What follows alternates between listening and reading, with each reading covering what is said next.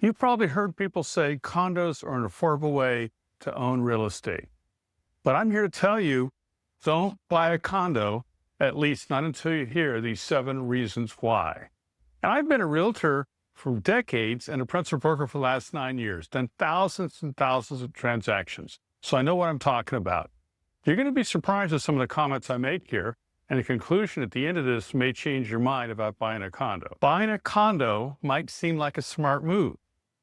I find a lot of first-time homebuyers buy condos. I find a lot of older people want a condo because it's one level. But there's hidden costs, rules, and restrictions that hit you like a ton of HOA fees. Unbelievable. Stay tuned, because reason number 6 of my 7 reasons, that alone could save you tens of thousands of dollars. Reason number 1, you really don't own what you think you own. This is true. When you buy a condo, you don't earn the dirt beneath it. You don't own the front yard, you don't own the backyard. You own the airspace inside your walls. It's kind of like a hotel. And you share everything else with your neighbors: roof, hallways, parking, even the grass out front.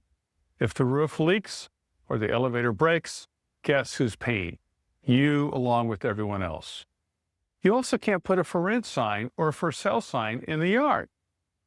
Right now I have 2 clients who want to rent their condos. And I don't typically do rentals. There's not much money in it, but they bought several properties from me. So I said, fine, I'll do it. So the first one, there was no problem with the condo association putting a sign out in front in the front yard. And again, remember, you don't own a front yard on a condo. The second one cited me and the owner, and they physically removed the wooden post and my for rent sign. I haven't had that happen in years. So they were very belligerent about this and insisted that the only for rent, or in this case for rent or a for sale sign, can only be one sign inside one of the windows, and it can only be a certain size. Very restrictive. Also, you can't add a fence in the backyard for your pets or kids unless you get approval, if they'll even give that to you from the condo association.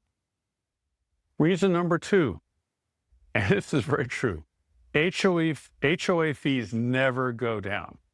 You might start with, let's say, a $400 monthly HOA fee, but it won't stay that way for long. HOA fees, and when I say HOA, it's the same as a condo, homeowner association, condo association. I'm using the words interchangeably. HOA fees tend to rise every single year, and sometimes the board can hit you with a special assessment for major repairs. So that affordable mortgage, it's not so affordable when the HOA hits you with an additional fee of $700 a month or raises the HOA to $700 a month. If you have a pool, you're probably going to be seeing HOA fees increases. In Arlington, Virginia, which is the town next door, I live in Alexandria, HOA fees go up the closer you are to the metro stops. Reason number 3, you have no control over maintenance. Let's say the hallway smells, and a lot of them do. After several years, people get sick, they throw liquids, garbage in the hallway. Or let's say the landscaping looks terrible. You can't just fix it. You have to wait for the HOA board to act, and that can take months. If most HOA boards meet once a month or every other month, and that's the only time they take up actions. Even worse, if the board mismanages funds, your property values drop. And you can't fire them like a contractor because they're your neighbors. For example, here in Alexandria, where I live, Alexandria, Virginia, I had a seller who had a penthouse. Now, if that sounds real fancy, it was 3 levels up, there was stairs, there was no elevator, and there were skylights because it was the top floor. The skylights were very dirty, and you couldn't go on top of the roof. It's a secure area there. So we petitioned the condo association, the HOA association, and it took 2 months for him to get up there to clean the skylights. And that hurt selling my client's property. We finally did sell it. We had to sell it with the dirty skylights, with the caveat that if the condo board didn't take care of that, then my client, the seller, would. That still didn't help out in negotiations. Reason number 4, rules, rules, and more rules. You want to rent out your, let's say, a bedroom, or maybe get a dog, or hang a flag on your balcony. Better check the condo bylaws first. Most associations have strict limits on rentals. For example, Airbnb. Here in Northern Virginia, you most likely can't do that. If you want to rent it out, there's certain rules by the county that it has to be 6 months or more. If you have pets, a lot of them have restrictions on the size of the pet and even the color of your curtains. Your home ownership freedom can feel a lot like living in a rule book.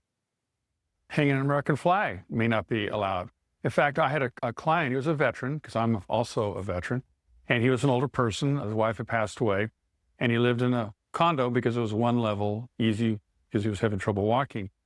And he hung an American flag out on the balcony.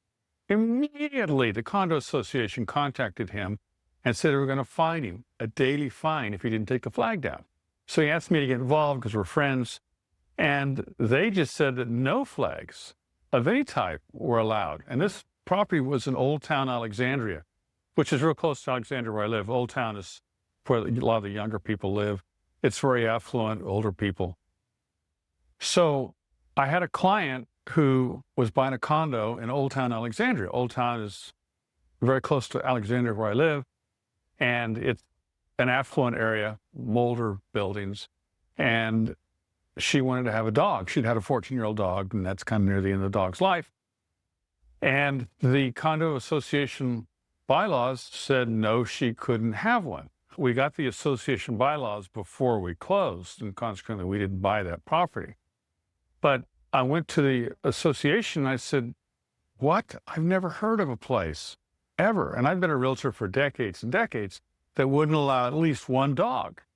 And they said, nope, they didn't do it at all. When I was out walking with my client, looking at some of the condo units in this area, I saw several people with dogs. They said, yeah, what they're doing is they're going in and they're getting categorized as a service dog.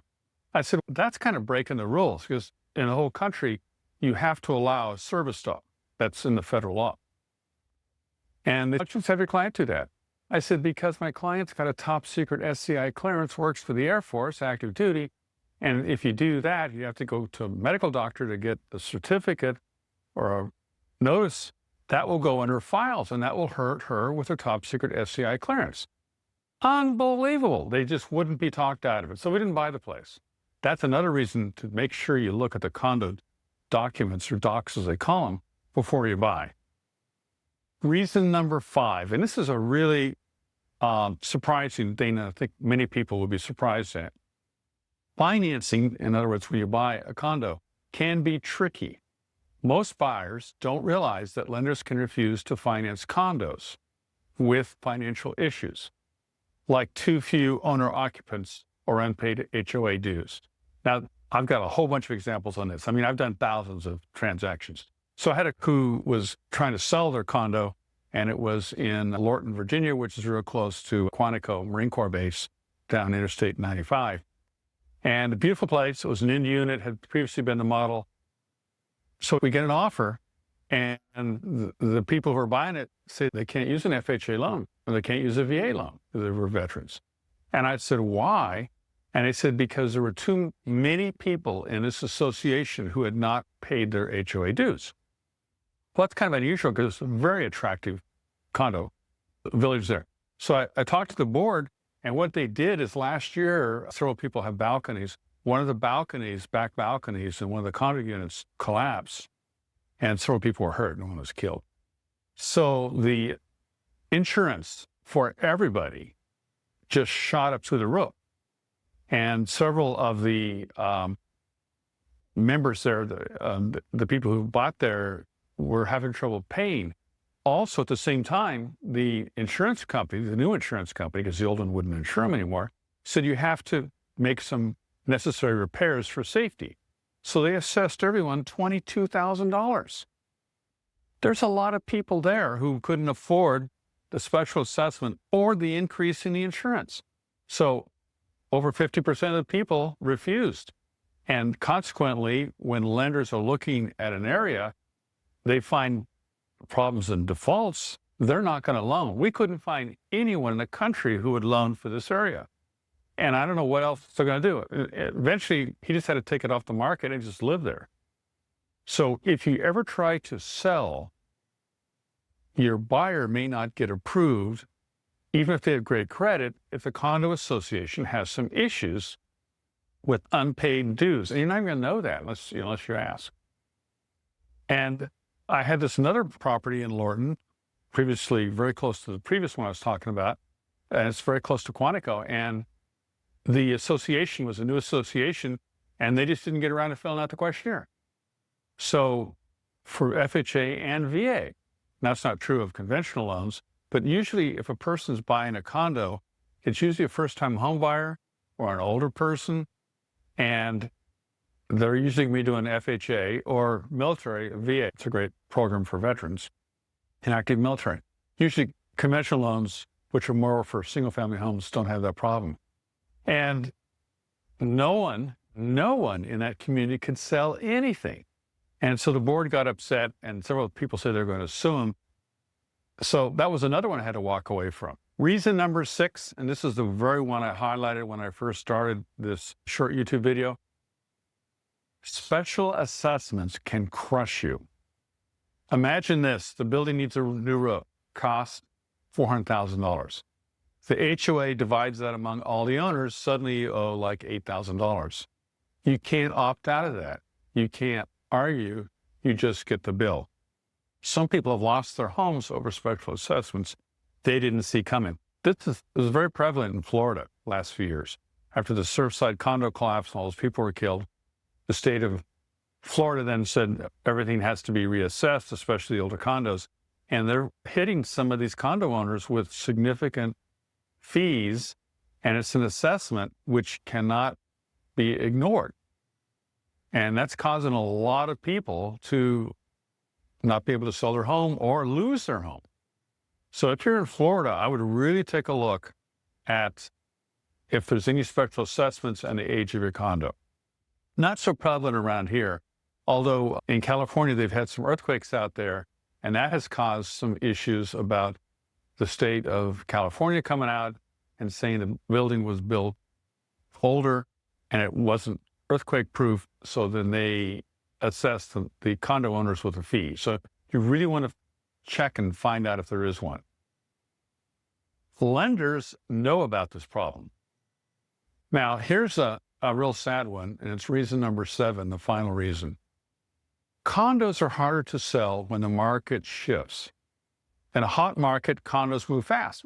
You know, what happens, especially here in Northern Virginia or in the district, because I'm 10 minutes away from DC here in Alexandria, or even in Maryland, there's a lot of people and there's not a lot of land that's not built upon.